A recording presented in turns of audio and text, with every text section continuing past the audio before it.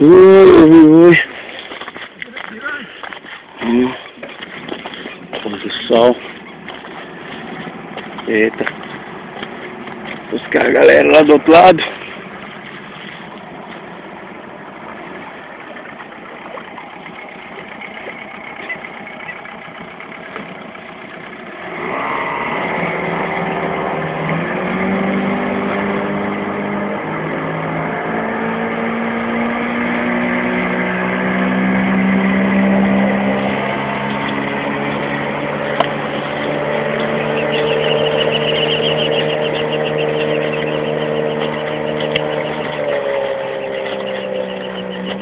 Chique.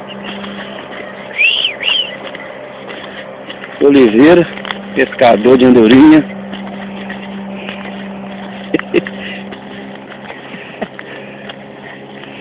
Cadê? Olha o posto dele ali, cheio de peixe. É, não é fácil. Galera ali pescando.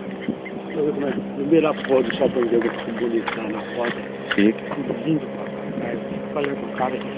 Aquele barco lá de cá tá mais bonito ainda, porque aí reflete que dá, fica abrindo aquela asa ali, ó. Cadê os peixes? Cadê os peixes, Oliveira? Aí,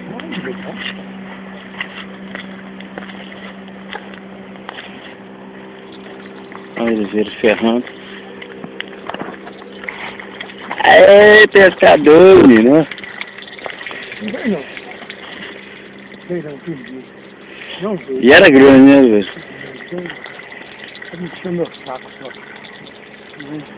Olha lá.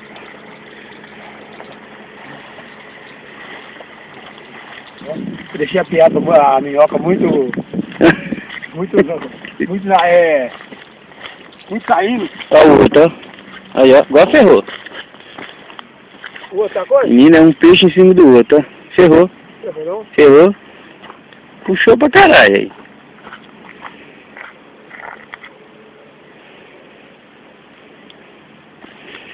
Eles põem um chucar de cascavel na ponta da vara. Mas deu um cutucão feroz, Oliveira.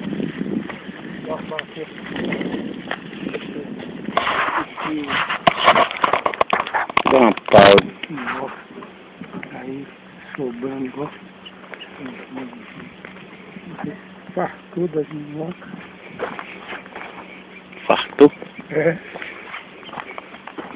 Olha lá, Oliveira, não falei com você que a vara tá querendo?